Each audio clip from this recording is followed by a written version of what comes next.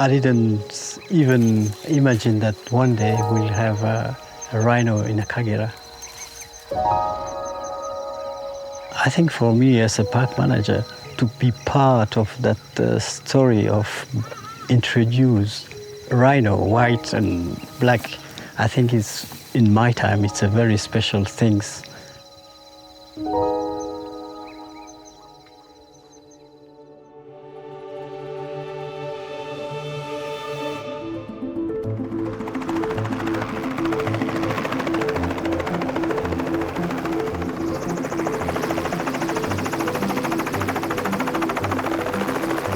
This project, we prepared it, it's now, I think, more than 4 years. The actual vision started in 2015 when we brought the lions. And a lot of members said this was a very similar habitat to some in southern Africa where white rhinos are thriving.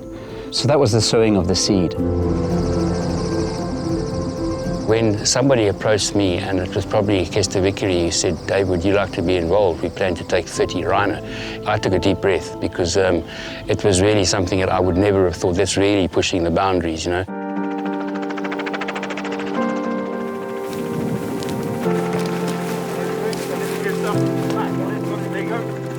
We're here in Pinda to catch rhinos, specifically white rhinos that are not found in Akagera. It's in part an ecological endeavor, but also as a means of trying to bring in more tourism to the region.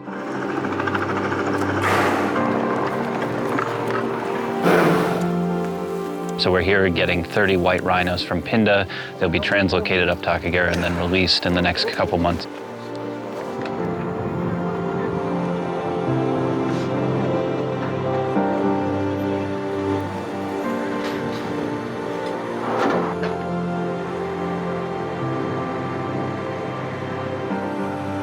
The boma, I think, is just for them to be in quarantine. They've got to be in there for at least 45 days. So in the bomas, there's ample water and food, very high nutritional food. There's lucerne and game pellets and hay. And so after 45, 50 days in the boma, they're really going to be in top condition.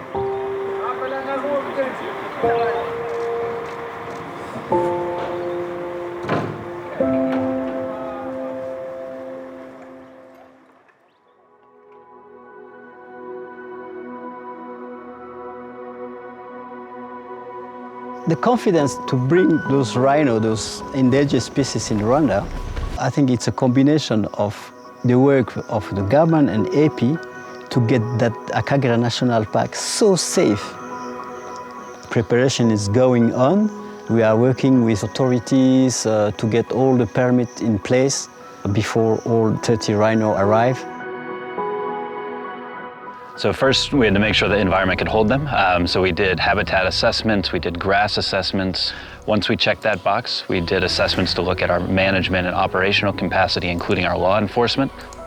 Once we checked those boxes, it's just prepping for the arrival of the rhinos. So now we're building bomas with the intention of holding the rhinos between a week and 10 days. There will be 2 sites, one in the south, another site in the north of the park. And then also training a new set of trackers to supplement our current units for monitoring and support on the ground once the rhinos are released.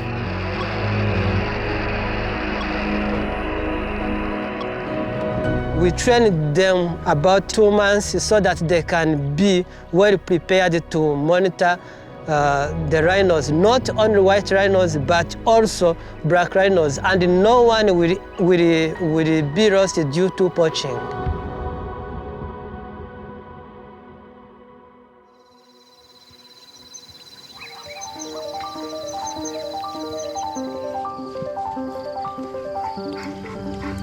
Today is the day where we're going to have to load these rhinos. They've been in the boma for over a month or 2, and now it's the day where we need to load them into the crate, and then they're going to be taken to Durban, where they're going to fly into Rwanda. We worked out exactly how many white rhinos you can fit in a Boeing 747. We went one step backwards, then designed the boxes to fit in the plane, jumped one step further back from there, and then went and caught individual animals to fit the crates. There's a lot of thinking and a lot of working parts that have gone into making this whole thing a success. It really is conservation at scale. It is, to our knowledge, the biggest rhino translocation, certainly international air translocation ever to take place. So a translocation operation of this size is seriously risky. So there's a lot of moving parts. We obviously, the capture itself, which was one piece, there's helicopters, trucks, cranes, and of course you're working in the bush with really big mammals. We've got the leading experts in the world when it comes to rhino conservation and translocation of rhinos. We've had a team of 6 veterinarians, a whole lot of wildlife experts, and with the loading itself, we had to accumulate 80 people to be able to load the rhinos in those crates in 2.5 hours.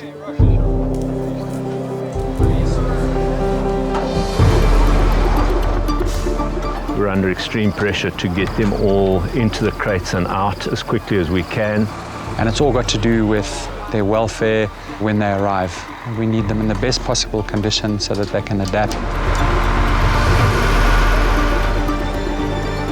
A lot of resources have been thrown at this, but more importantly, we've enlisted the support of the right experts from literally all around the world to make this a possibility.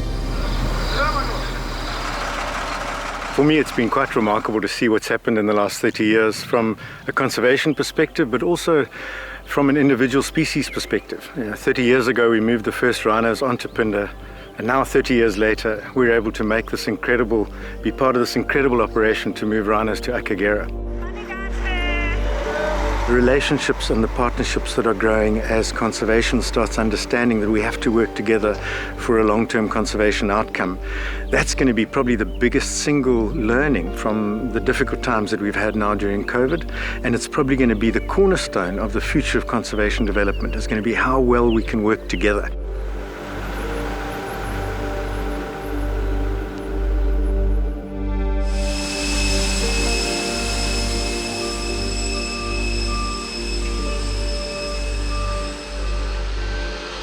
We've pre-cleared customs, we've had all the CITES inspections and microchip verifications done. And once the rhino are loaded, we're good to go.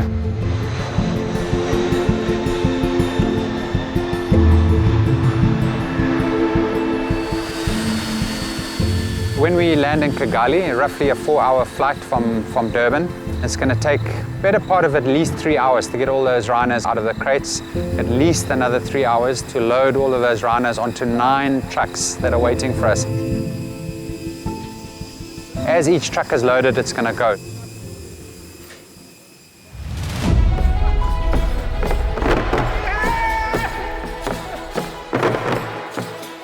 The community are proud of those translocations. They start to understand that Akagera is something very special. I've been watching how people in the local community have been drumming, showing their happiness to receive these white rhinos. We have great government support, but more importantly, the communities are very proud of what's in Akagera. It was the same when we brought lions, people lining the streets to see the crates driving by. It gives you a new hope. It's a good news between the bad news of COVID. Akagera National Park is patronized mainly by the domestic tourists. They're the majority visitors, so this is a place where conservation of wildlife enables improving people's lives and contributing significantly to the country's economy.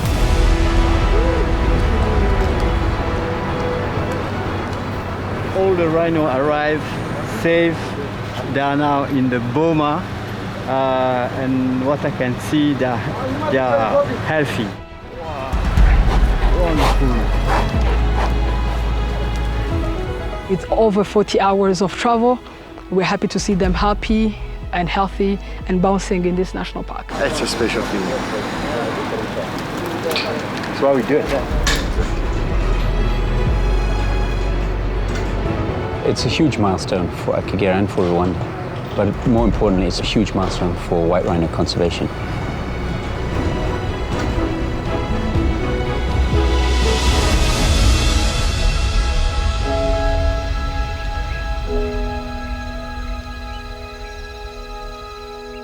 We are just on the beginning of of the story, because yes, we have worked very hard to bring them, but now we have to assume that we are going to work very hard to protect them. Hopefully in 2 years' time, we get the first generation of white rhinos born in Rwanda. That will be the success. We are working in conservation. There are some species in danger, so we are doing what we can do to protect those species. And as I know, in Rwanda we can do it, so why not to do it? Nothing impossible.